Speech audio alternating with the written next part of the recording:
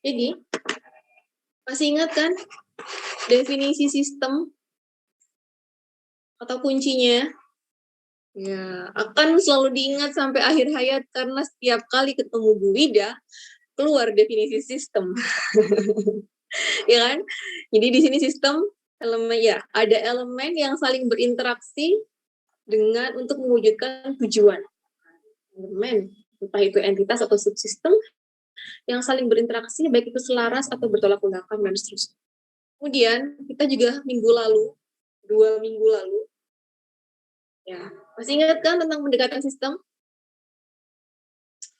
Metode untuk memecahkan permasalahan dengan menjabarkan sistem, membreakdown sistem, mempreteli sistem, memodifikasi sistem untuk membangkitkan alternatif solusi.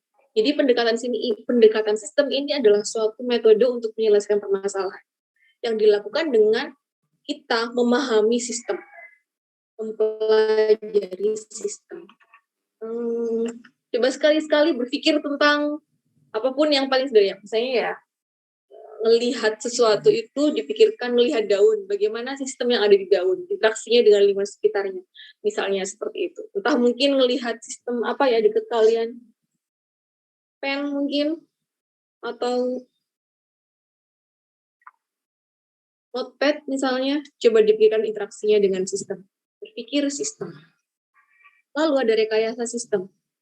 Ini udah dengar juga ya, 2 minggu kemarin ya, udah kita bahas sedikit. Ngomongin definisi juga, jadi pendekatan untuk membangun, menerapkan, dan meninggalkan engineer system. Nah, dengan menggunakan prinsip konsep sistem serta metode ilmiah. Lalu di model, nah, baca. Kata kuncinya udah inget ya? Model, representasi, atau formalisasi suatu sistem nyata. Yang sederhana. Sederhana itu dipilih yang mewakili karakteristik dan perilaku sistem untuk mempelajari sistem itu sendiri. Model. Apa yang model yang paling kalian sering lihat? Model atom gitu, Bu. Apa, Raisa? Model atom. Atom, model atom. Oke, model atom. Model apa itu nyebutnya kemarin? Apa ya? Ikonik. Nah, ada lagi selain model atom? Untuk maket itu termasuk ke model ya, Bu? Betul, maket bangunan itu juga model. Ada lagi?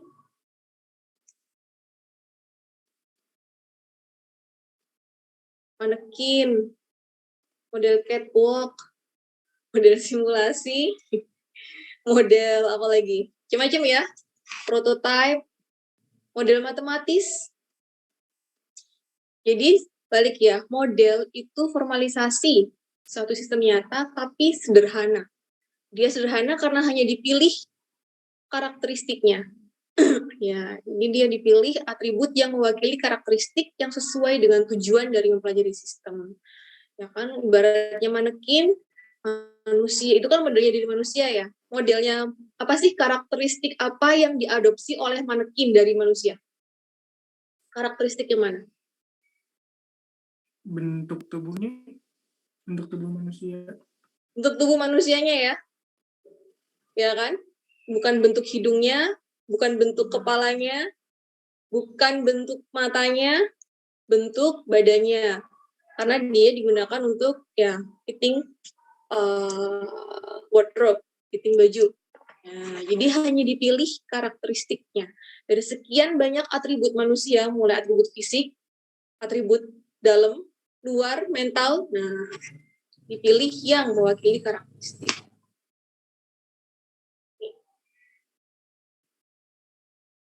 Saya milih-milih nih. Contohnya, oke. Kemudian kita lihat di sini. Dia ada sistem teori, ada real world dan ada modeling world. Oke. Ada real world dan ada modeling world. Ada yang bisa ngejelasin? Ini gambar apa sih? Ini real world dan modeling world itu disatukan oleh sistem teori. teori sistem. Kita dimulai dari mengamati sistem, physical entity, entitas dari sistem, entitas fisik dari sistem. Berapa sekarang?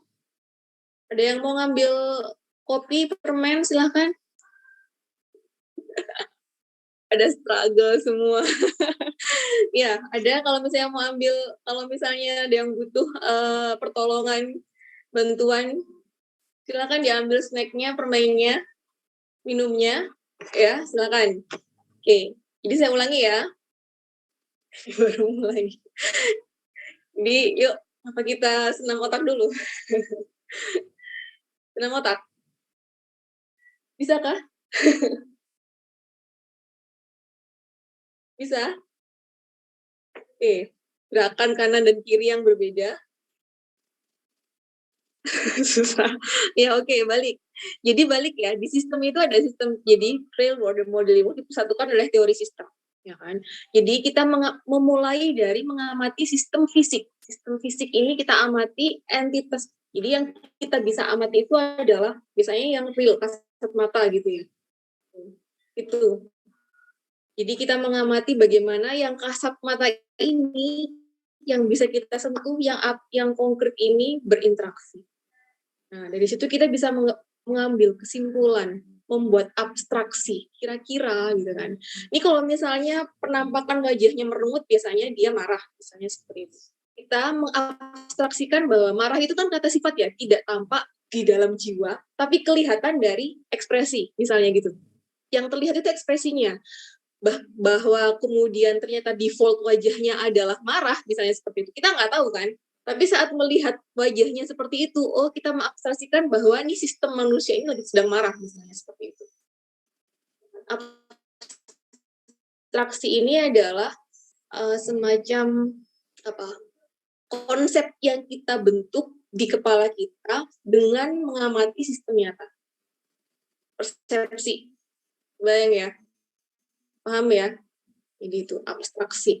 Kita membuat abstraksi, nah kemudian kita dari abstraksi ini membuat teori. Ini kalau orang mukanya, misalnya bibirnya maju 1 senti gitu biasanya, dia marah gitu misalnya. Itu kita membuat teori. Teorinya adalah jika seseorang menunjukkan wajah yang atau bibirnya kemudian membuat busur kurva terbalik, maka dia disimpulkan sebagai marah. Sistem teori ekspresi wajah. Jadi menteorikan, padahal misalnya belum tentu, misalnya seperti itu. Jadi kita membuat abstraksi keluar sistem teori. Dari pengamatan kita melakukan eksperimentasi yang menghasilkan data. Ya kan? Menghasilkan data, dari data ini kita bisa meng-create hipotesis. Membuat hipotesis, dari hipotesis juga kita akan menghasilkan sistem teori lagi. Misalnya, kalau anak marah, kalau lagi marah, kita kasih coklat. Nih anak kalau lagi marah, kita kasih coklat. Kalau kemudian amati hasilnya, apakah dia berhenti marah misalnya, atau masih tetap marah? Hipotesisnya adalah, kalau misalnya kita kasih coklat, dia akan berhenti marah. Maka coklat menghentikan marahnya seorang. Sistem teori. Ya, bayang ya. Sistem teori, tapi itu teori. Nah, ini kan kita amati terus-menerus untuk menghasilkan teori yang baru. Satu sampel tidak cukup untuk menghasilkan teori. Kita butuh banyak sampel, kita butuh banyak data point untuk menunjukkan bahwa teori kita itu bisa digeneralisasi ke sistem yang lebih luas. Ya, teori. Nah, ini real world. Kemudian, gimana caranya kita meng-create sistem teori dari modeling world? Nah, real world ini kan banyak variabelnya masih, dan kita pasti perlu untuk mengkarakteristikkan dari sistem itu sendiri tergantung tujuannya. Jadi kalau misalnya kita mengamati perilaku manusia gitu ya, ekspresi, menyimpulkan ekspresi, kemudian dari menyimpulkan emosi dari ekspresi manusia, misalnya seperti itu. Nah, modeling world-nya adalah kita mulai dari sistem teori. Kita punya teori tadi, dari pengamatan terhadap sistem nyata, kita punya teori. Kemudian kita buat konseptual modelnya. Kita mulai dari konseptual model. Macam-macam bentuknya konseptual model ini. Ada yang bentuknya narasi, ada yang bentuknya diagram, ada juga yang bentuknya mind map. Atau mind map? Udah pernah tahu mestinya. Tugas zaman ini ya, PTI ya, bikin mind map. Walaupun saya, ya nanti kita lihat lagi. Nah, kemudian konseptual model ini menjelaskan secara umum apa yang kita tangkap dari sistem. Kemudian dari konsep umum ini kita buat spesifikasi modelnya yang mengkarakterisasi sistem tersebut. Buang elemen yang tidak penting, pilih entity yang penting. Ini model spesifikasi. Ini kita mulai ngebentuk ibaratnya bentuknya model kita gitu. Kualifikasi requirement dari model. Nah, model ini kemudian diimplementasikan menjadi scientific model untuk dilakukan eksperimen. Dari eksperimen keluar data points yang banyak. Data points ini akan munculkan suatu hipotesis baru, bisa dijadikan teori sistem. Jadi, ini misalnya, jadi sebenarnya teori-teori yang ada di dunia yang dihasilkan oleh para researcher engineer itu jarang menghasilkan teori. Peneliti-peneliti, ilmuwan, saintis itu berasal dari pengamatan terhadap sistem. Jadi bukan tidak mungkin bahwa nanti kalian akan salah satu mungkin atau salah tiga atau salah semua dari kalian akan punya misalnya Wahono postulate, tahu nggak postulate? Pernah dengar kan? Postulate ya, misalnya seperti itu. Jadi teori-teori yang muncul dari nama kalian karena kalian mengembangkan teori sistem. Dan sistem ini sangat dinamis. Ya, sistem ini sangat luas dan sangat dinamis. Yang berlaku, teori zaman dulu yang berlaku, bisa jadi nggak berlaku lagi zaman sekarang. Makanya sangat mungkin untuk menghasilkan teori-teori baru di sistem, apapun itu. So, be sensitive to a system, to get your own sense about the system, kemudian create teori baru. Menarik.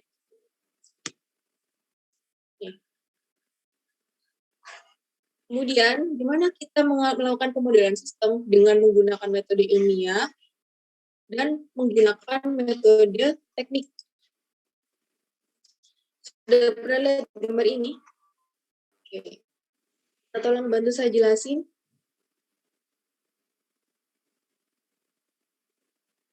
Dilihat bedanya apa antara scientific method dengan engineering method. Saya tunjuk atau kalian volunteer. Oke, Arta. Izin menyebutkan Bu untuk perbedaan dari scientific method dan engineering method. Masalahnya Bu, kalau di scientific method itu berawal dari sebuah pertanyaan, sedangkan dari engineering method itu berawal dari sebuah permasalahan. Jadi kemudian apalagi yang membedakan? Thank you, Arta. Karena scientific method itu berawal dari suatu pertanyaan, maka tujuannya adalah output dari scientific method adalah untuk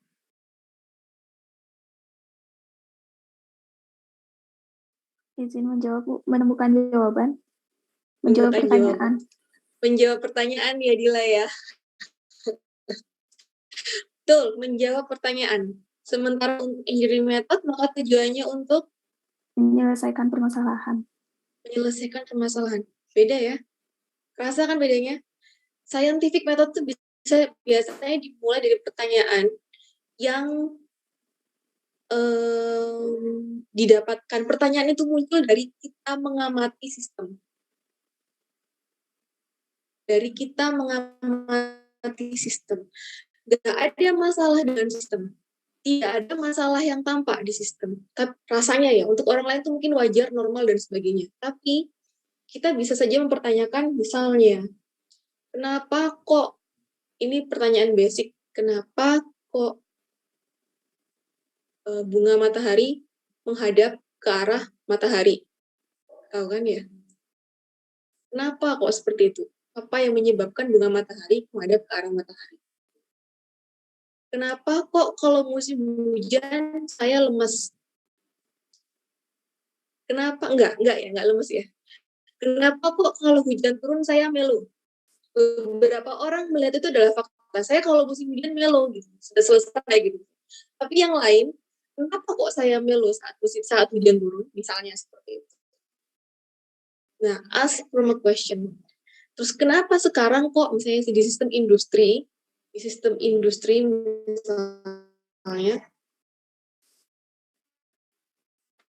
adopsinya industri 4.0 di Indonesia sangat misalnya. Mengapa?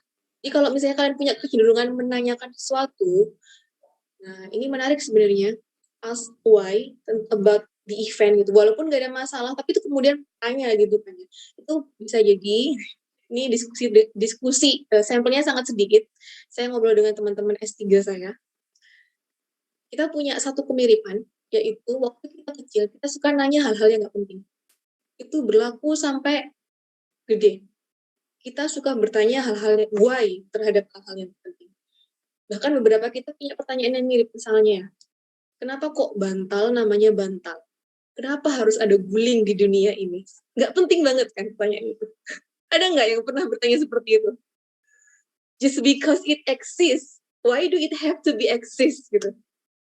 Kenapa kok harus ada benda ini? Ada nggak yang nanya kayak gitu? Nggak penting kan? Tapi itu berawal dari pertanyaan-pertanyaan seperti itu gitu.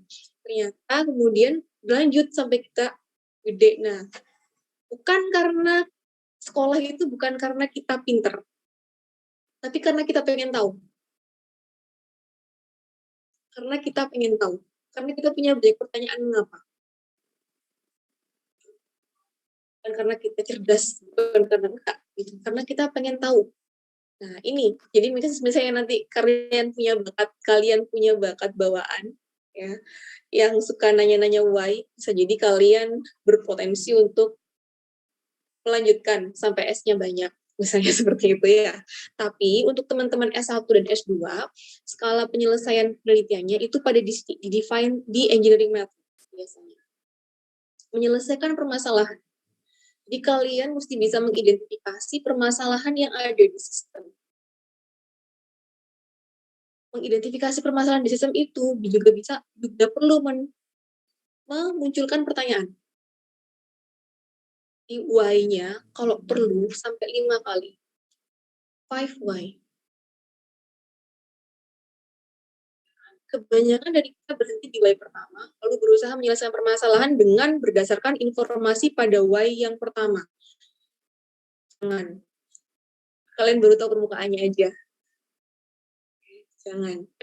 Itu baru permukaan di atas. Yang misalnya mau ada yang bisa kasih contoh? Pengalaman pribadi. Ternyata solusi yang saya berikan kurang pas karena saya baru menjawab pertanyaan why yang pertama. Ada yang bisa kasih contoh? Pengalaman pribadi barangkali? Oke. Jadi, kalian sudah pernah ke warehouse belum? Gudang, penyimpanan material. Udah pernah lihat video-video tentang industri belum? Kalian tuh kalau ke YouTube mainnya kemana sih? Yang ditonton? Aku ke channelnya Atta Halilintar. Atau ke channelnya siapa? Saya survei. Kemana kalian biasanya main kalau ke YouTube channel? Ke channel Oke, Pandu. Menarik sekali. Giveaway banyak ya. Oh, jurnal Risa. Oke. Ada lagi.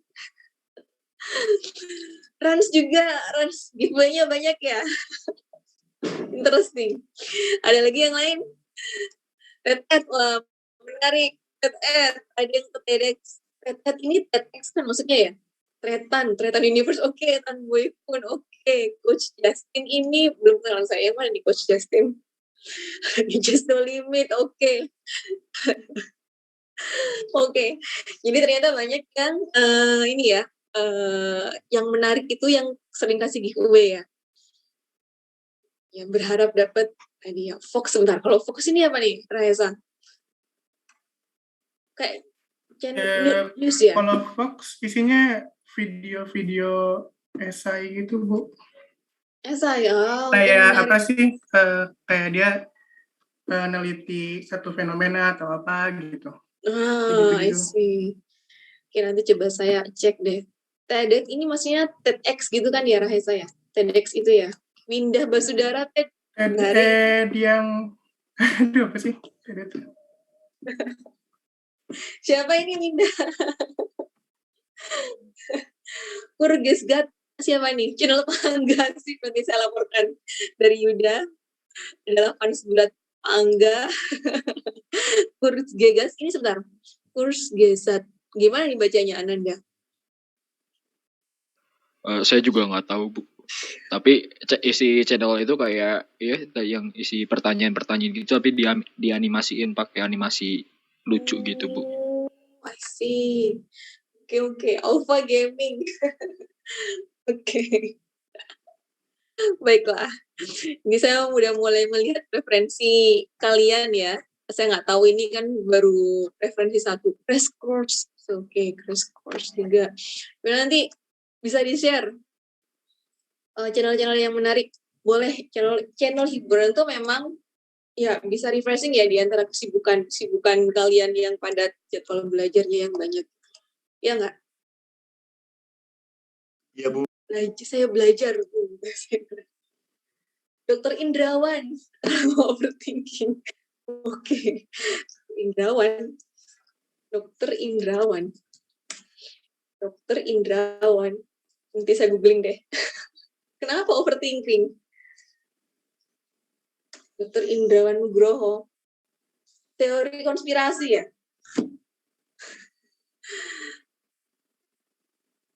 Sip, mantap. Oke, kok bisa hujan dan oke. Menarik nih, boleh yang butuh referensi tontonan-tontonan untuk hiburan maupun untuk ekstrakurikuler di luar kampus ya, di luar mata kuliah. Penting loh, menurut saya ya. Jadi pengalaman saya bahwa sebenarnya apa yang kita dapatkan di kelas kan kurang banget ya, apalagi cuma sebentar. Bahkan tugas pun kurang mendalam gitu. Artinya kalian masih sempat nonton YouTube banyak ini. Ya, nah jadi kalau engineering method, jadi dibalik engineering method tadi. Kan tanya apa tadi? Kenapa saya nanya channel YouTube? Why-nya, ya kan? Tanyakan why-nya. Jadi dengan punya banyak perspektif, kita akan bisa melihat permasalahan dari berbagai perspektif, mencari akarnya juga dari berbagai perspektif. Yang saya khawatirkan adalah gini, kita jangan sampai terjebak dengan teori yang kita ketahui. Ya, teori yang kita ketahui. Nah, karena kita tahu yang cuma sedikit teori, maka kemudian masalah yang kita identifikasi itu bisa jadi hanya permukaan gitu kan, belum akar masalahnya. Karena teori kita terbatas. Jadi kalau bisa nggak perlu teori untuk bertanya 5 why. Kalian nggak perlu. Jadi jangan memaksakan metode untuk menyelesaikan permasalahan. Jadi cerita saya adalah seperti ini. Kalian misalnya ke warehouse ya tadi. Coba nanti kapan-kapan kalau pengen lihat industri itu seperti apa bentuknya, karena kita belum bisa untuk kunjungan industri gitu kan ya. Jadi belum bisa lihat pabrik-pabrik seperti apa, belum bisa lihat sistem manufaktur seperti apa, belum bisa lihat aktivitas di plant maupun warehouse itu seperti apa. Jadi saya mau cerita, ada satu permasalahan yang diajukan ke saya sebagai pembina, sebagai pembimbing. Masalahnya adalah yang diberikan oleh perusahaan adalah warehouse saya, gudang saya itu penuh, sering penuh, sehingga saya tidak bisa melakukan pemesanan, padahal saya butuh barang. Saya mau buka gudang baru, nggak cukup. Saya nggak punya uang untuk membuka warehouse baru. Saya nggak punya space untuk membuka warehouse baru. Yang solusi yang diberikan oleh mahasiswa biasanya adalah melakukan perencanaan. Jadi dianggap bahwa perusahaan belum punya metode perencanaan pembelian material yang baik. Kalau di perusahaan itu biasanya ada perencanaan, perusahaan itu kemudian punya rencana produksi, berdasarkan rencana produksi itu dia membuat perencanaan pembelian material. Solusi yang diberikan atas permasalahan tadi adalah mengimprove metode pembelian material. Padahal akar permasalahannya ternyata bukan karena perencanaan yang salah. Saat ditanya, kenapa kok kemudian manufaktur itu membeli material dalam jumlah yang banyak?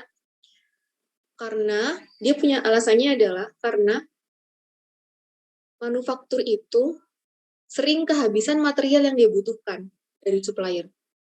Saat material itu butuh, dia sering kehabisan. Sehingga untuk antisipasi kebutuhan yang tidak terpenuhi, dia harus membeli banyak. Bayang ya. Dan saat dia pesan, itu bisa butuh waktu yang lama. Jadi saat dia butuh, belum tentu barangnya ada. Jadi dia harus menimbun ceritanya.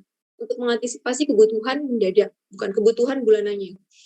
Itu yang sering terjadi. Terus kemudian ditanyakan lagi, kenapa kok bisa supply-nya tidak selalu tersedia? Karena ternyata supply-nya itu keberadaannya bergantung pada cuaca.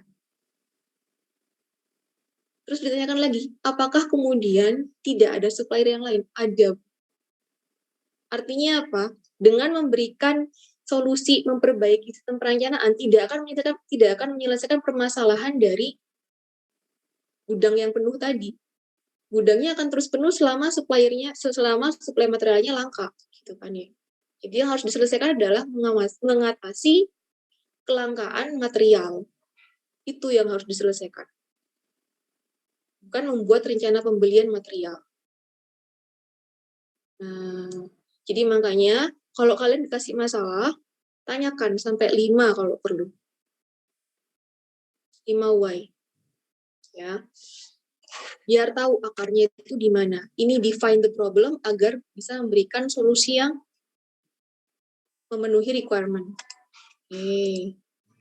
Jadi metodologi pemodelan, simpel. Nah, lihat gambar ini kan? PTI. Terlalu banyak gambar Bu di PTI. Ini kita melakukan engineering design. Yang perlu dilakukan pertama kali adalah empati, kemudian mendefinisikan permasalahan, ideate, prototype, test. Kan? Udah pernah lihat ini? Jadi, ini yang menarik dari industri, yang hanya bisa dilakukan dari semua ini, yang hanya bisa dilakukan oleh manusia adalah empati. Yang lain mungkin akan tergantikan prototype testing dan ideate, mungkin prototype dan testing mungkin akan digantikan oleh robot. Tapi fiturnya manusia yang tidak akan dimiliki oleh artificial intelligence di masa yang akan datang adalah empati. Jadi kalau kalian misalnya mau mendefinisikan kebutuhan, jadi di sini untuk mendesain sistem, merekayasa suatu sistem mesti tahu kalian mendesain itu untuk siapa, usernya siapa, apa yang penting untuk user ini.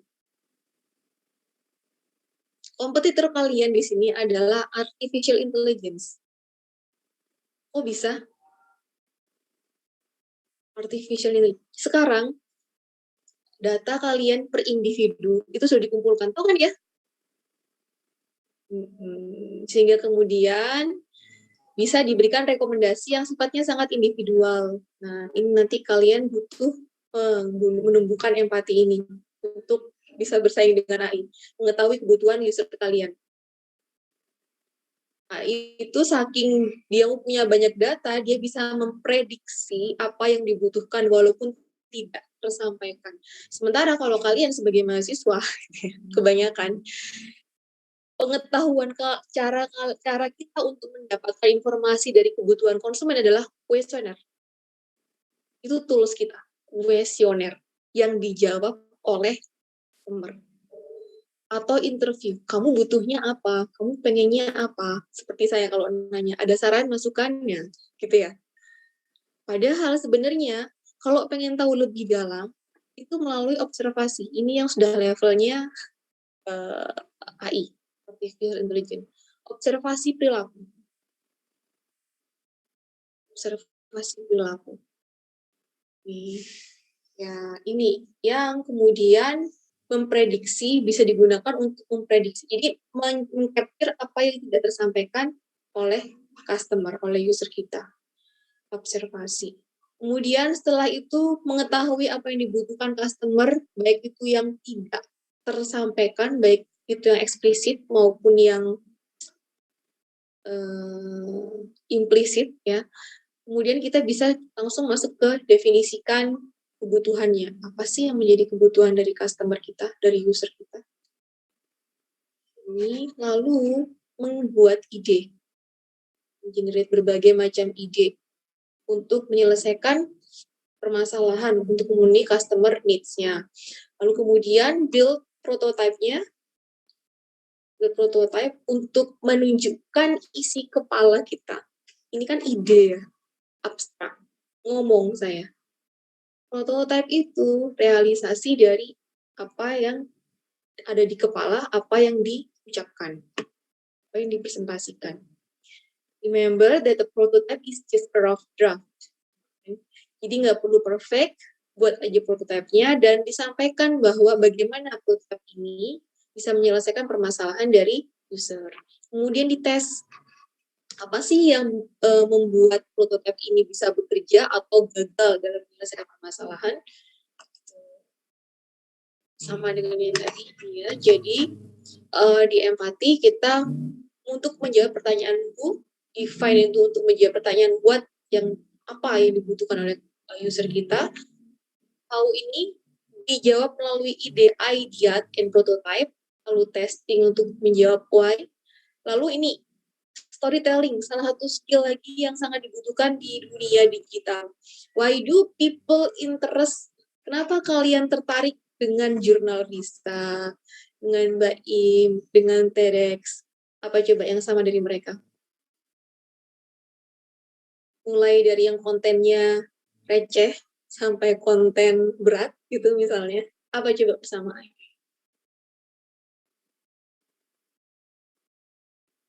They all good at storytelling.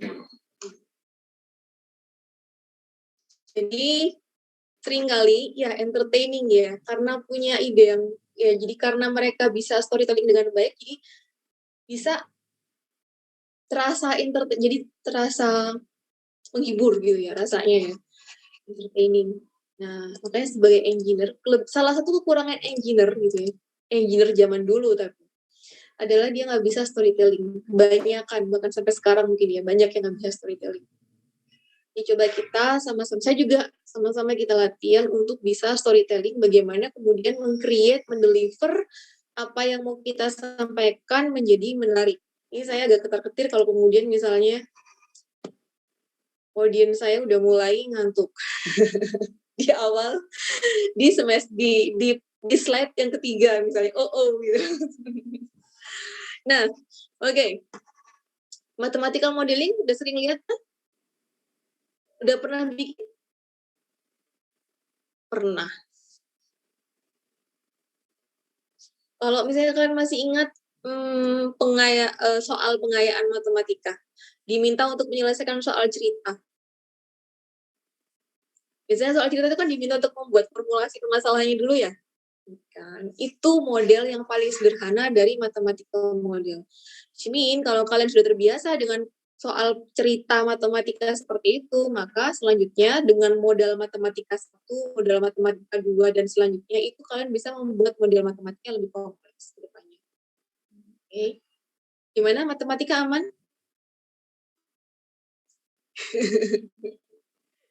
Senyum penuh makna. Beratnya di mana? Ada buku diktatnya nggak? Ada yang nggak suka matematika? Wah, sinkron terus ya. Aduh, itu deh. Susah ya. Ada nggak pernah belajar. Ada yang dipelajari nggak? Buku cetak? Sepertinya nggak ada, Bu. Wis, nanti Kita coba diskusikan, dikasih feedback ya nanti ya, gimana baiknya ya, biar jadi evaluasi bersama. Kemudian nanti kalau sama saya juga penelitian operasional mungkin atau SCM, kita sama-sama ada model matematisnya sedikit-sedikit, kita akan coba pelajari di situ juga. Lalu masuk ke ini ya, cara memodelkan sistem. Jadi untuk memodelkan sistem, kita juga perlu tahu bahwa ada namanya metasistem pada saat T, time T, dan ada metasistem pada saat T plus N. Masih ingat metasistem kan ya? Ingat metasistem? Oke, nice. Jadi ada sistem dalam sistem, ada dalam sistem, metasistem. Dan ada banyak sistem lagi di sekitarnya. Jadi seperti ini, kita punya metasistem yang banyak sekali elemennya. Entah itu elemen sistem ataupun subsistem. Kemudian kita melihat ada permasalahan, problem. Pada saat T, time T. T itu bisa saat ini, detik ini, bisa hari ini, bisa minggu ini, bulan ini. Apapun itu, satuannya T. Kemudian kalian coba untuk memahami permasalahan, apa sih yang menyebabkan permasalahan ini dalam sistem? Kausalitas yang mana yang mengakibatkan permasalahan dalam sistem?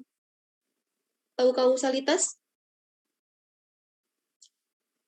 Tahu kausalitas, satunya korelasi. Hati-hati ya, bahwa kemudian ada korelasi, tidak selalu ada kausalitas. Baik ya. Ini kalau misalnya kalian lagi di Malang, di Suhat tuh ya, itu setiap hari banyak ambulans. Suara ambulans lewat. Iya, sebab akibat. Banyak suara ambulans lewat. Terus kemudian kita membuat setiap bulan Maret, itu jumlah ambulans yang lewat di Suhat meningkat. Maka jika bulan Maret mengakibatkan ambulans itu biasanya indikatornya banyak orang sakit gitu ya. Maka jika bulan Maret mengakibatkan orang sakit. Nah, seperti itu kan ya. Jadi kejadian ini sama pada waktu yang bersamaan, tampak seperti ada hubungan, tapi belum tentu ada hubungan sebab akibat. Itu yang sering terjadi. Yang jadi bisa dibedakan antara kausalitasnya dengan korelasi. Nah, di sini kita mesti bisa mengidentifikasi kausalitasnya seperti apa antar sistem, dipahami, di breakdown. Kemudian kita mendesain sistem berdasarkan time T, lalu mencoba untuk mengembangkan solusi pada saat time T plus N. In the near future, pada detik selanjutnya, pada minggu selanjutnya, pada tahun selanjutnya, misalnya, mengamati apakah state sistemnya akan berubah atau tidak. Apakah problemnya akan tetap sama di sini, atau mungkin problem ini akan causing another problem. Misalnya seperti itu. Menyebabkan permasalahan yang lain. Jadi, kalau kita memodelkan itu, kita mesti bisa observing sistem pada time T dan juga observing system pada saat time T plus N. Ada perbedaan state enggak? Dengan memberikan solusi, misalnya mendesain sistem, apakah kemudian solusi kita ini akan mengakibatkan satu perubahan di sistem yang baru di masa yang akan depan. Jadi kita mesti bisa mengamati saat ini dan memprediksi di masa yang akan datang. Ini seperti itu. Dari yang saat ini, prediksi sistem di masa yang akan datang. Prediksi. Ya. Tekan deh. Memodelkan sistem, metodologinya itu juga bisa menggunakan by specification and by prototyping. Kalau dengan spesifikasi, kita melakukan pendekatan sistem melalui model grafis. Ya, melalui model grafis dengan spesifikasi detail. Ini kalau misalnya kalian bikin model di APS, praktikum APS ambil? Belum? Oke. Kalian tahun keberapa sih? Kedua kan ya? Tahun pertama ya? Pertama, Bu. Oh iya, masih paket ya? Oke, basic. Kemudian by prototyping. Jadi by prototyping dengan menggunakan aplikasi fungsional, tapi masih belum kompleks, belum sesuai dengan realitasnya gitu ya. Nih, by specification and by prototyping. Kemudian, kalau pakai spesifikasi, munculnya dia biasanya blueprint. Kalau misalnya modeling dengan menggunakan pendekatan sistem dengan prototyping, yang muncul adalah outputnya adalah prototype. Jadi kalian sudah paham lah ini, nanti dibaca sendiri.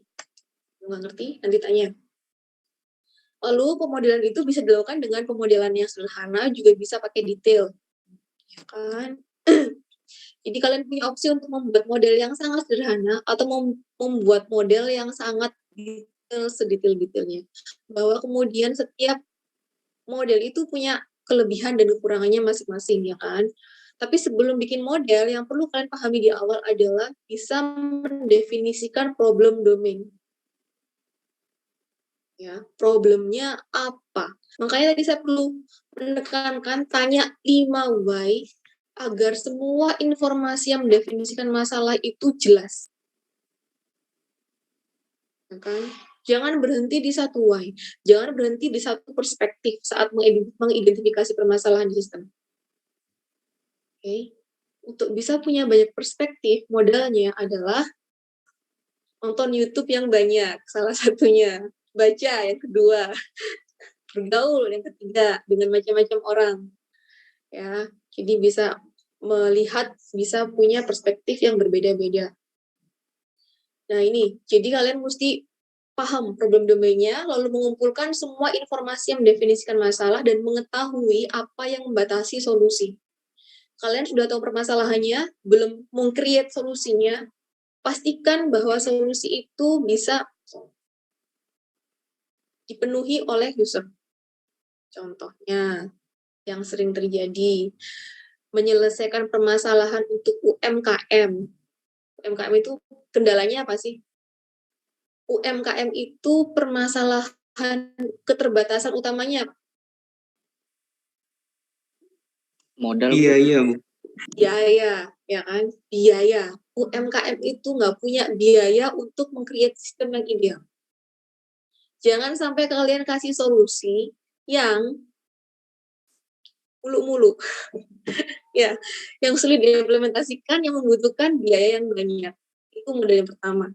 Apalagi kekurangan dari keterbatasan UMKM. Biaya. Skill, sumber daya manusianya. Sumber daya manusia. Beberapa dikasih solusi, belum tentu mau melakukan. Karena mereka stuck dengan status quo. Saya sudah merasa nyaman dengan posisi seperti ini.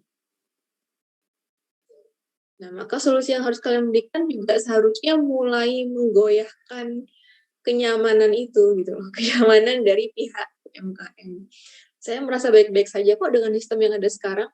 Saya merasa, saya memang misalnya, kalau kekurangan UMKM itu kalau membuat perencanaan keuangan, misalnya dia tidak memasukkan biaya sumber daya manusia, digratisin. Jadi dia bisa jual murah tuh barang pisang gorengnya. Karena nggak dihitung biaya SDM-nya dia, gitu ya misalnya ya. Jual pisang goreng, tapi dia nggak hitung waktu yang dia buang, waktu yang dia pakai untuk menggoreng gitu kan. Dia cuma hitung biaya materialnya aja. Terus kemudian dia bilang, saya sudah merasa saya jualan seperti ini aja udah untung gitu kan. Sudah cukup buat saya. Terus kalian kasih solusi. Ya, belum tentu bisa terimplementasikan. Jadi makanya kalian harus bisa mulai mendefinisikan masalah dan cari tahu apa yang membatasi solusi dari permasalahan itu. Oke, Hardi. Izin bertanya Bu, soal yang biaya sumber daya manusia yang di pisang goreng tadi. Kalau misalnya si penjual itu masukkan biaya, tentunya meningkat harganya kan Bu. Dan sedangkan di pesaing lainnya itu harganya tetap stuck di situ. Ketika dia meningkat harga, tentunya penjualan bisa menurun Bu. Untuk itu bagaimana? Gimana coba? Gimana yo? Ada saran? Kalau mau naikin harga, terus nanti nggak kompetitif lagi. Sayangnya kan banyak pisang goreng yang sama. Terus gimana dong? Oke, siapa? Bayu sama Dila. Oke, siapa dulu nih? Bayu dulu. Izin menjawab Bu. Kalau dari saya tuh misalnya terjadi seperti itu, kita memberikan ciri khas dari yang kita punya Bu dibanding yang lain. Terus juga memberi value yang lebih. Value lebih. Sip. Dila? Saya juga sama Bu, kayak harus ada value lebih di sana biar kita punya ciri khas sendiri, sehingga orang-orang tuh kayak kalau beli pisang ya udah, misalnya dia jual pisang kan, kalau dia mau naikin harga berarti emang dia harus nambah sesuatu di pisang gorengnya itu, misalnya nambah topping atau apa. Jadi di sana tuh bisa diselipin keuntungannya lebih banyak di sana. Thank you Dila sama Bayu. Ya, value added ya, nilai tambah di saat kita mau naikin harga. Tapi sebenarnya ini tidak berlaku untuk umum. Kalau misalnya kita pengen menangkan persaingan, jangan mau kompetisi. Sebaiknya kita punya nilai tambah lebih di produk kita. Kalau misalnya produk yang kita tawarkan sama, akhirnya kompetisinya itu emang di harga. Ya kan? Kalau produk yang kita tawarkan sama dengan yang lain yang sudah banyak itu, kompetisinya akhirnya di harga. Tapi kalau kita punya pembeda, kita nggak akan berkompetisi di harga. Itu yang mesti kita tekankan UMKM misalnya seperti itu. Tapi kemudian balik lagi, UMKM-nya mau nggak nambah skill akhirnya kan. Ini kayak berat di awal tapi enak di akhir. Ya, investasi awal ini berat memang. Entah itu investasi knowledge, investasi kan macam-macam ya, bukan hanya kapital kan, tapi juga knowledge, time, effort. Nah itu.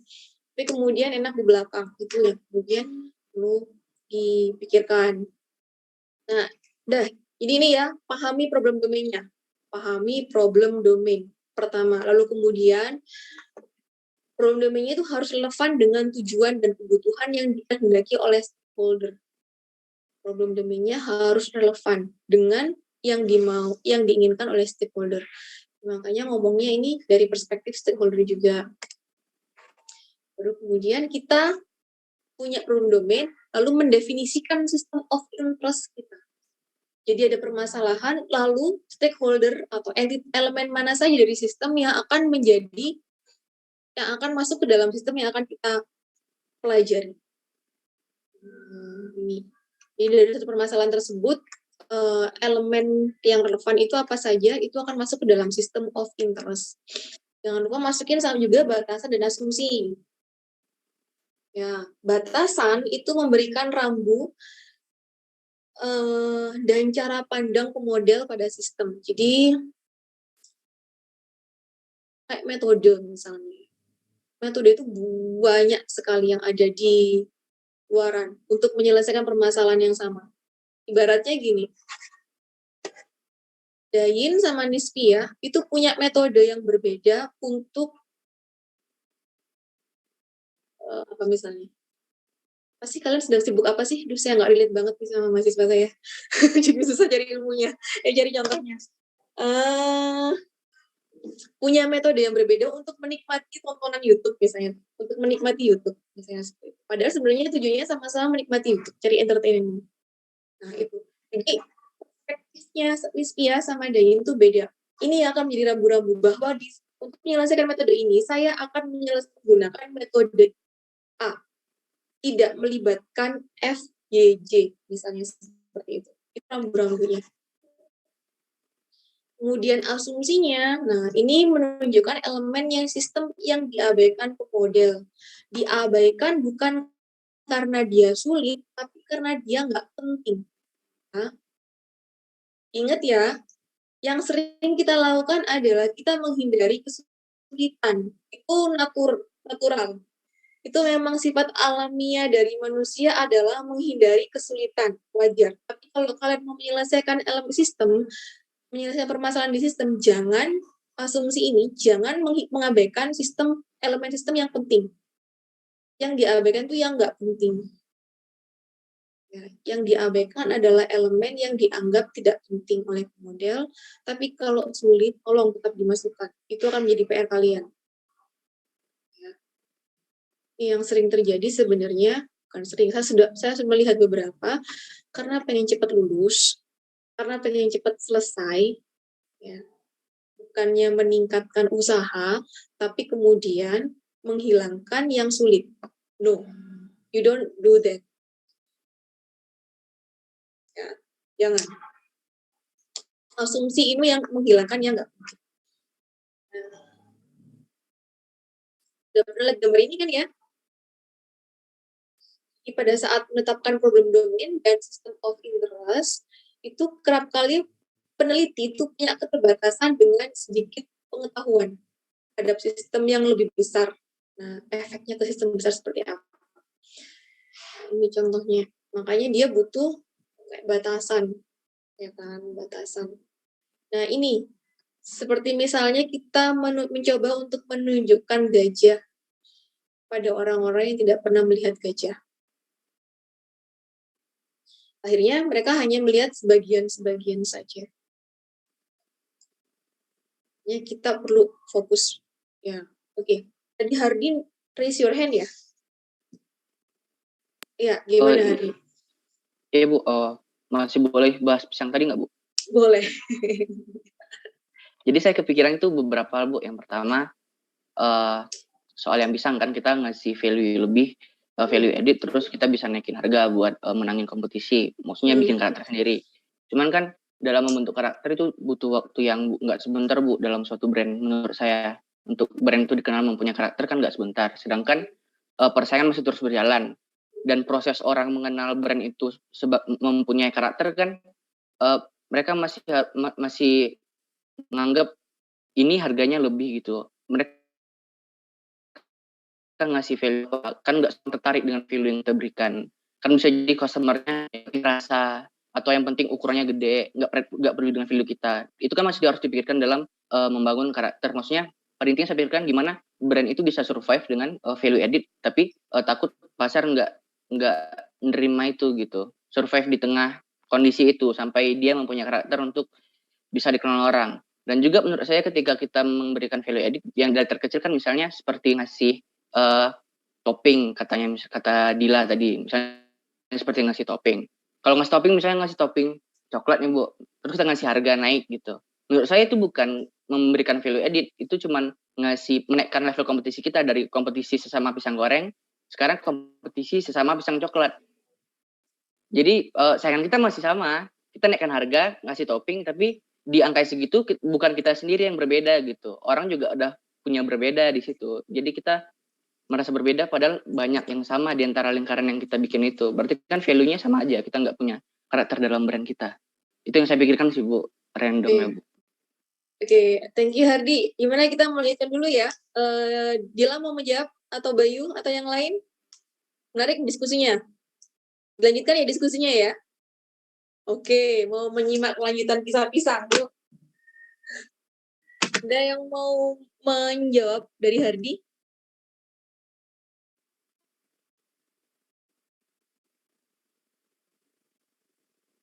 Terus gimana dong?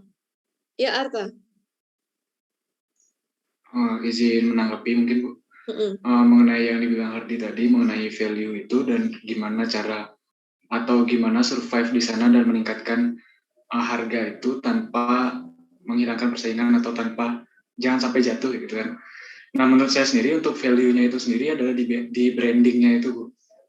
Gimana sama kayak modelnya kita punya baju nih, kita mau beli baju. Kalau misalnya beli di H&M kan lebih mahal harganya. Padahal ada baju dengan kualitas yang sama, gambar yang sama di tempat lain yang lebih murah gitu. Nah yang kita beli itu adalah brandnya, bukan barangnya aja. Sama kayak pisang coklat itu mungkin sama kayak pisang goreng itu ya. Mungkin yang dibeli itu adalah karena orang-orang tuh mengenal misalnya satu merek pisang goreng tuh. Jadi yang dijual itu mereknya bukan yang bisa ditingkatkan itu mereknya. Gimana cara memperkenalkan mereknya? Nah, salah satu cara memperkenalkannya mungkin dengan cara endorse ataupun dengan labeling orang-orang tertentu gitu. Mungkin itu jadi salah satu caranya. Nah, mengenai gimana survive-nya saat membangun branding itu kan termasuk ke dalam usahanya ya untuk membangun itu. Jadi pasti ada sesuatu yang dikorbankan gitu. Ada sesuatu yang diperlukan untuk membangun suatu branding itu. Nah, kalau orang mau mengambil atau mau lebih dari sebelumnya, pasti ada sesuatu yang harus dikorbankan kayak gitu.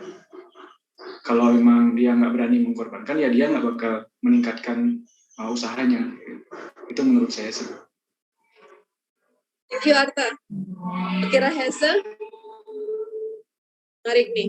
Ya, terima kasih Bu. Kalau menurut saya, gimana buat value edit yang tadi, menurut saya balik lagi ke awal. Jadi sebelum ngasih value edit, direncanain dulu gitu. Nyari dulu sebenarnya target pasarnya mau siapa, terus kebutuhan pasarnya apa, kayak gitu-gitu gitu sebelum ngasih value edit gitu. Jadi beli ke awal direncanain lagi ini value editnya mau apa, mau kayak gimana, terus misalkan kalau udah nemu target pasarnya siapa, mau naik harganya gimana nih gitu, disesuaikan sama target pasar kita gitu kayak gitu. Oke, thank you Rahesa. Ditentukan dulu ya target pasarnya siapa ya, baru tentukan value editnya. Kemudian Bayu. Izin aja Bu. Kalau dari saya tadi kan saya sudah bilang juga kita tuh memberi apa sih yang beda dari produk yang kita punya tuh dibandingkan yang lain. Terus kayak selain menambahkan value itu juga perlu kayak misalnya kenapa sih orang-orang tuh harus membeli yang punya kita, jangan punya tetangga misalnya gitu kan. Misalnya seperti itu Bu. Terus saya ngeblank. Terus ngeblank. Nah, setelah misalnya itu terlaksana dengan baik, kan jadi orang kayak misalnya nih udah tertarik sama produk kita, ntar lama-kelamaan itu bakal gimana ya?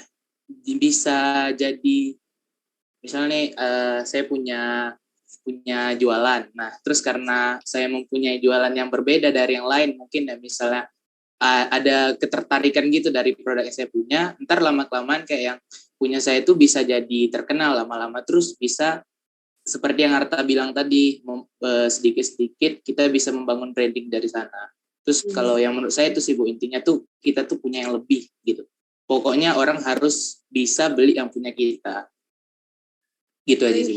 Thank you Bayu. Ya, jadi lihat sesuatu yang lebih. Oke Ananda, banyak nih yang jawab Bu. Ini menanggapi yang mengenai survive dari sebuah bisnis pisang goreng tadi. Itu kalau menurut saya kan Hardi tadi mengatakan kalau misalkan bagaimana caranya kita suatu usaha itu survive ketika lagi ada pengembangan. Nah kalau misalkan menurut saya sependapat sama Rahesa, kita tarik dulu di awalnya. Pada awal-awal kan kita pasti nyari customer kan. Dan ketika sudah mendapatkan customer, ya kita bangun relasi antara pembisnis, antara kita sebagai owner dan customer yang baik.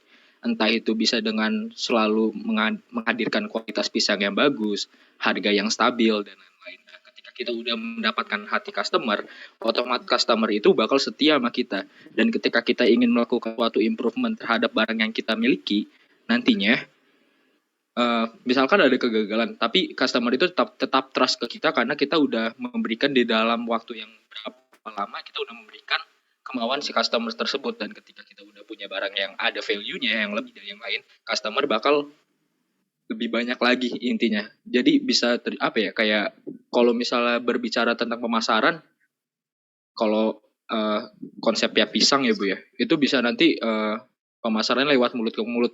Kayaknya pisang ini enak loh, gue nyobain pisang ini enak, nanti dari satu mulut ke mulut lain dan bakal bercabang gitu Bu. Kalau menurut saya dari awal aja. Dari customer, hubungan customer antara bisnismen. Thank you Ananda. Nah, banyak sarannya. Oke, ada lagi. Nasrul. Tes. Baik Bu, kalau dari menurut saya Bu, saya mau menanggapi pertama yang tentang ketika kita nambahin topping, kita bukannya bersaing di antara, tadi kan toppingnya anggap coklat, awalnya kita kan di pisang goreng, ketika kita nambah topping, kita bukannya terlihat berbeda, tapi sebenarnya sama dengan pisang goreng yang topping coklat gitu. Nah kalau dari saya pribadi, Ibu berpikirnya gimana caranya kita ngebuat coklatnya itu berbeda gitu. Mungkin kita bisa beli coklat yang sama, cuman kita bisa nambah mungkin flavornya yang kita bedain, atau mungkin rasanya yang kita bedain. Terus juga mengenai branding tadi Bu, tadi kalau nggak salah Hardi sempat menyinggung juga kalau kita mau bikin branding kita itu growth atau besar itu perlu waktu yang lama gitu. Nah, yang saya pernah dengar itu ada 2 cara, Bu. Yang pertama memang caranya agak lambat, yaitu kita pertama mulai dari sistem PO gitu. Sistem PO, jadi kita dari circle terkecil dulu, ntar dari circle terkecil itu kita dapat feedback juga, lalu kita bisa mengembangkan pisang goreng tersebut hingga akhirnya tuh menyebar. Yang kedua, dengan cara kontroversi, Bu. Caranya gimana? Kalau kita sering lihat di televisi, kan kadang-kadang sering tuh kita lihat makanan, contoh aja kayak dulu kan mie setan gitu, atau mie apa gitu, yang orang-orang tuh bakal interest dengan namanya itu loh. Jadi kita ngebangun brandingnya itu dengan cara seperti itu. Mungkin sekian, terima kasih. Ya, terima kasih Nasrul. Menarik, bikin kontroversi. Pak Hono, mau masih masukan lagi? Ya, terakhir ya. Iya Bu, jadi mohon maaf sebelumnya kalau ramai karena saya sedang di luar. Untuk menanggapi terkait Hardi tadi, menurut saya juga mungkin beberapa poin sudah sama disampaikan seperti teman-teman. Yang pertama juga kita harus menentukan fokus customer kita dulu. Kita maunya ke kalangan siapa, misalnya mahasiswa atau pengusaha-pengusaha dan sebagainya. Jadi bisa ditentukan harga yang kita pasang di barang yang kita jual. Yang kedua yaitu melakukan trial and error Bu, terkait kegiatan tersebut, karena setiap usaha pasti punya caranya masing-masing untuk mengembangkan dirinya. Jadi kalau usaha satu tidak bisa di-compare dengan usaha yang lain. Bisa dicoba tapi belum tentu berhasil. Dan kalau dari perspektif saya sendiri, itu pasti ada yang suka dari produk kita, asalkan kita itu bisa melakukan pemasaran untuk branding yang baik. Cukup sekian Bu, terima kasih. Terima kasih Hono. Hardi, ada insight yang bisa diambil?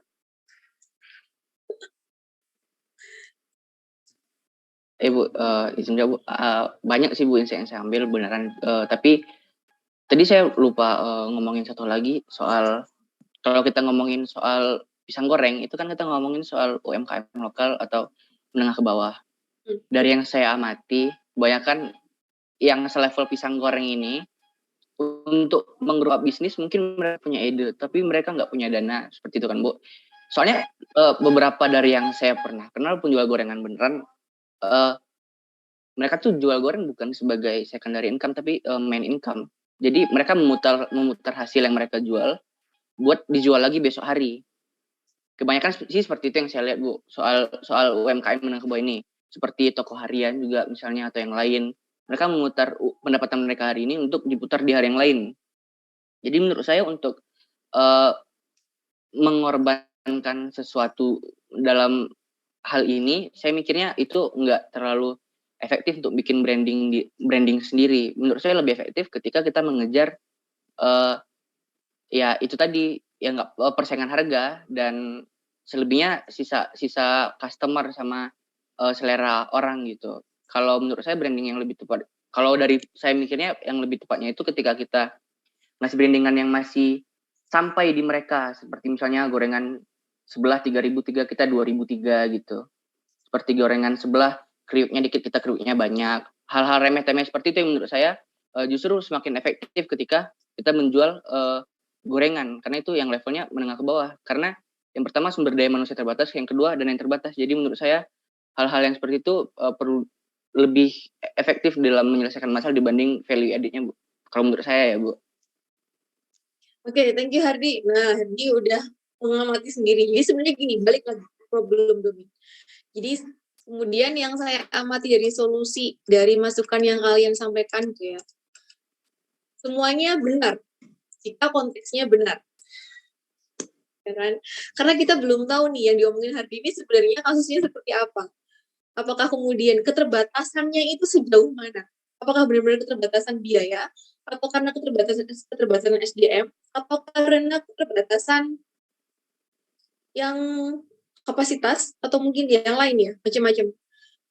Jadi makanya perlu kita mengidentifikasi problemnya dulu. Jadi solusi yang disampaikan tadi, nah memang kita harus tanya sama Hardi sebelum berikan jawaban. Ini konteksnya adalah ya, apakah dia sebagai main income atau second income misalnya? Apakah dia mungkin punya saving, misalnya pun dia sebagai main income, apakah dia punya saving? Konteksnya seperti itu. Apakah memang benar-benar biaya itu adalah sebagai faktor kendala utama? Makanya nanyanya kan why-nya macam-macam ya. Why-nya banyak. Nah, bisa jadi seperti karena kemudian tadi yang terpikir di kepala saya saat kemudian kita ngomongin branding, Dila juga adalah UMKM yang sudah cukup mapan gitu Pak. Sudah cukup punya income gitu kan akhirnya. Ini kepala saya kebetulan isinya sama mirip dengan kepala Dila, tapi ternyata yang diobservasi oleh Hardi itu berbeda dengan isi kepala kita. Misalnya seperti itu. Sehingga solusi yang kita berikan ternyata sama-sama nggak masuk kecuali yang diberikan oleh Hardi. Karena Hardi yang paling punya banyak informasi terhadap sistem misalnya seperti itu. Ya kan? Nah, balik ya. Jadi saat kemudian kita mau memberikan solusi, pahami problem domainnya, kumpulkan semua informasi apa sih sebenarnya yang menjadi masalah, dan kemudian apa yang batasi solusi yang diberikan. Ini kita benar-benar udah latihan ya, benar-benar udah latihan bahwa sekian banyak solusi yang diberikan itu sangat mungkin dilakukan, tapi kita melihatnya existing problem, as is model, terus kemudian tadi banyak yang memberikan should be model. Stakeholder requirements-nya adalah bahwa saya pengen jualan saya laris, ya kan? Requirement saya adalah ya penjual pisang gorengnya pengen jualan saya laris, saya jadi kaya misalnya seperti itu. Nah, ini should be model. Kemudian banyak teman-teman yang kasih ideal solutions. Dia akan menjadi to be model saat kemudian tadi Hardi menambahkan constraint, menambahkan limitation bahwa ya kan, bahwa ternyata yang jual pisang goreng itu main income, dia nggak punya cukup dana untuk survive kalau misalnya dia harus mengorbankan kompetisi ya apa tidak bergabung dengan kompetisi yang sekarang gitu kan, dia nggak punya cost untuk improve value, dia nggak punya cost untuk improve menambahkan nilai dari pisang goreng yang sekarang gitu misalnya seperti itu. Nah, Hardi menambahkan constraint dan limitation di sini. Tadi yang banyak teman-teman sampaikan dalam segi model ideal solutions. Yang disampaikan pertama kali adalah existing problem, as is modelnya. Dengan segala keruwetan, dengan segala persepsi kita masing-masing, dengan segala penilaian kita terhadap sistem penjualan pisang goreng. Ada banyak nih penjual pisang goreng, tapi Hardi punya spesifik penjual pisang goreng. Kita yang nggak punya spesifik penjual pisang goreng, ngomongin tentang should be model. Hardi yang punya spesifik penjual pisang goreng, dia bisa determine constraint dan limitation-nya. Dan kemudian menunjukkan to be modelnya seperti apa. Bahkan dia juga mungkin bisa kasih could be modelnya. Nah, next time, biasanya nih ya, kalau saya, sering saya lupa juga, ini bias banget memang. Manusia itu memang penuh bias, banyak biasnya. Sebelum merespon terhadap sesuatu, sering saya nanya, konteksnya apa? Bisa nggak cerita lebih spesifik? Kamu ngomong kayak gitu, konteksnya apa? Suasananya gimana? Nah, baru bisa kasih harapannya, bisa kasih respon. Karena kasih solusi itu nggak bisa, ibaratnya nggak ada satu obat yang manjur untuk semua penyakit, kan nggak ada ya. Nah, sama seperti itu. Makanya kita mesti tahu konteksnya seperti apa, dan kita seringkali nggak bisa generalisasi solusi. Paham ya sampai sini ya?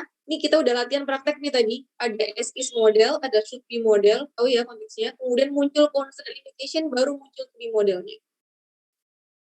Bagus. Nah, oke. Kemudian perangkap pemodelan. Sampai sini dapat ya? Ya, perangkap pemodelan. Ini dibaca aja deh.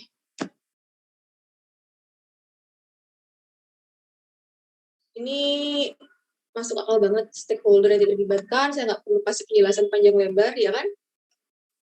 Kemudian permasalahan pemodelan.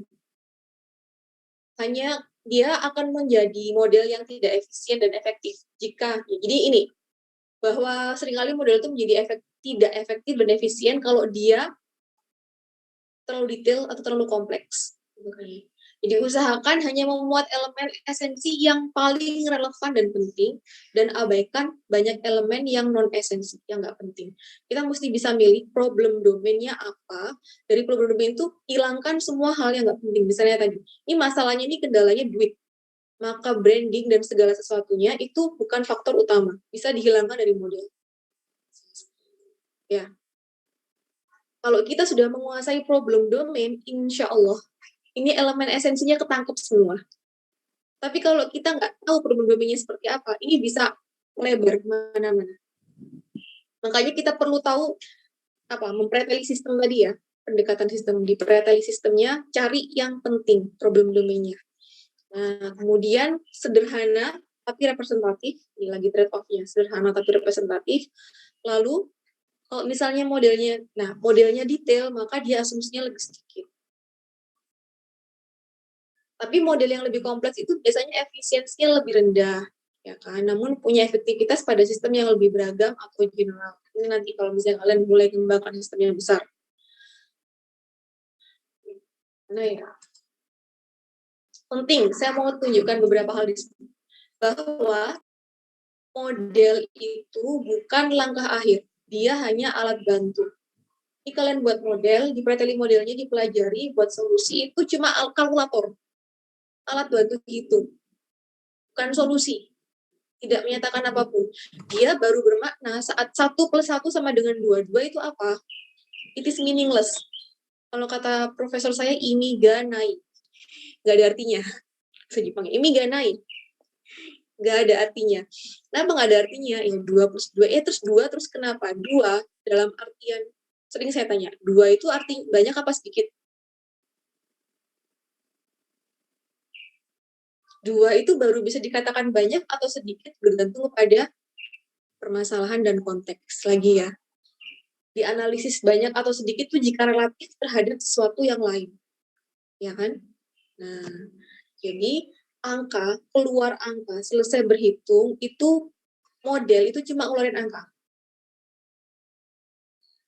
Selanjutnya, so what dengan angka itu? Oke, lebih banyak, lebih sedikit. Lalu apa yang mau dilakukan? Itu engineer kalian. Oke. Pemodelan itu hanya penyederhanaan. Jadi, model itu nggak harus sama persis dengan masalah nyata. Buat yang simple tapi representatif. Sehingga bisa dibilang kalau katanya orang modeling itu, model nggak ada yang benar. Salah semua model itu. Ya, salah semua. Tapi yang penting adalah apakah dari model yang kalian buat, ada insight yang bisa diambil, ada teori yang bisa diambil. Ya, sampai sini nanti dibaca sendiri. Ini mau break 5 menit, mau lanjut ke materi selanjutnya, tapi rasanya tidak mungkin. 14.32. Kita berhenti di sini ya. Belum ada pertanyaan? Oke, ada Yin. Bu, izin bertanya mengenai yang VLM itu, Bu. Saya tadi cek lagi tuh kok ada kayaknya ya, Bu, error-nya. Ada apanya? Ada kuncinya. Ada kuncinya. Oh, masih kekunci lagi. Iya. Sebentar, oke. Nanti saya buka lagi deh. Kemarin saya juga dapat informasi yang sama dari kelas 11. Terkunci masih. Ya, nanti saya buka lagi. Thank you, Dayin. Ada lagi? Nasrul, Permisi Bu, izin bertanya Bu. Oke. Tapi sepertinya ini pertanyaannya tuh dari pertemuan 2 minggu yang lalu sepertinya. Oke, silakan. Baru terpikirkan sekarang. Mengenai sistem itu Bu, kan ada di waktu itu tuh Ibu pernah bilang kalau dalam sistem itu ada yang namanya sistem kontrol. Nah, dalam sistem kontrol itu kita itu mesti hati-hati kalau suatu sistem itu bakal jadi auto kontrol gitu. Nah, misalkan nih Bu, dalam suatu sistem itu dia udah berjalan dengan baik Bu. Kemudian dia berjalannya jadinya auto gitu Bu, auto kontrol. Nah, apakah itu tetap harus diwaspadai gitu? Sementara sistem itu udah bagus sih. Masih. Ya, thank you Nasrul. Kontrol ya. Jadi gini, tidak ada hal yang baik dan yang buruk kalau saya yakini. Baik dan buruk itu kalau hasilnya nggak baik atau hasilnya bagus gitu. Hasilnya yang menyatakan apakah satu proses itu baik atau enggak, atau apakah elemen itu baik atau tidak. Termasuk autokontrol. Autokontrol itu kelebihannya adalah sistem akan bekerja dengan lebih efisien kalau sudah terotomasi, ya kan? Automasi, ya kan? Sistem bekerja lebih efisien, effortnya, energinya itu lebih sedikit, cost-nya lebih sedikit. Cost itu entah kapital, uang, atau kalau di manusia itu cost-nya bisa cost waktu, effort, tingkat kemalasan misalnya berkurang karena sudah otomatis gitu ya. Makanya tergantung. Jadi kalau misalnya dalam konteks untuk efisiensi sistem, otomasi itu bagus. Tapi kalau misalnya kalian terotomasi untuk melakukan kesalahan, itu nggak bagus. Otomasi yang mengakibatkan error, otomasi yang mengakibatkan misalnya outcome dari sistem itu berbahaya untuk external environment, itu nggak bagus. Jadi bukan tentang kontrolnya, sistem kontrolnya itu. Jadi sistem kontrolnya diperlukan untuk improve. Ya kan? Sudah efisien, tapi kalau kalian mau improve, kontrol ini diperlukan. Apakah ada yang bisa saya improve atau enggak? Dari sistem yang sudah saya kira sudah efisien. Jadi kalau memang misalnya ternyata dievaluasi, jadi karena otomatis seringkali kita nggak aware apakah ada yang lebih baik atau enggak. Gitu kan? Karena sudah terotomasi, seringkali kita nggak sudah efisien, sudah keenakan. Autopilot. Ini misalnya kalian gampangannya nih ya. Kalau misalnya kalian di Malang, rumahnya di mana ke kampus. Sistem autopilot kalian itu kan otomatis nggak usah mikir, kalian bisa ngelamun di jalan dan tetap nyampe ke kampus dengan selamat sambil nyetir. Iya kan? Nggak perlu mikir jalan lewat mana. Tapi kalian nggak akan tahu bahwa ternyata mungkin ada jalan yang lebih pendek, shortcut. Ya, paham ya? Nah, sistem kontrolnya di situ. Lihat apakah memang dibutuhkan atau enggak sistem kontrolnya itu di situ. Oke? Paham ya, Nasrul ya? Baik Bu, terima kasih banyak Bu. Yuk. Oke, Amel. Izin bertanya Bu, untuk presensi hari ini bagaimana ya? Oh iya, saya belum buka ya. Oh, udah saya buka dari tadi. Oke, nanti saya absenkan ini berapa orang di sini? 39 mahasiswa. Ada yang nggak masuk? Masuk semua kan? 38 Bu, maaf. Berapa? 38. Oh, sorry, 38 ya, lengkap kan? Saya absenkan nanti. Oke, saya absenkan semua untuk hari ini. Thank you, Amel. Ada lagi? Terima kasih, Bu. Yuk, sama-sama. Cukup ya, sampai ketemu lagi minggu depan. Saya tutup. Alhamdulillah. Wassalamualaikum warahmatullahi wabarakatuh. Selamat siang. Waalaikumsalam warahmatullahi wabarakatuh. Terima kasih juga. Mana N-nya?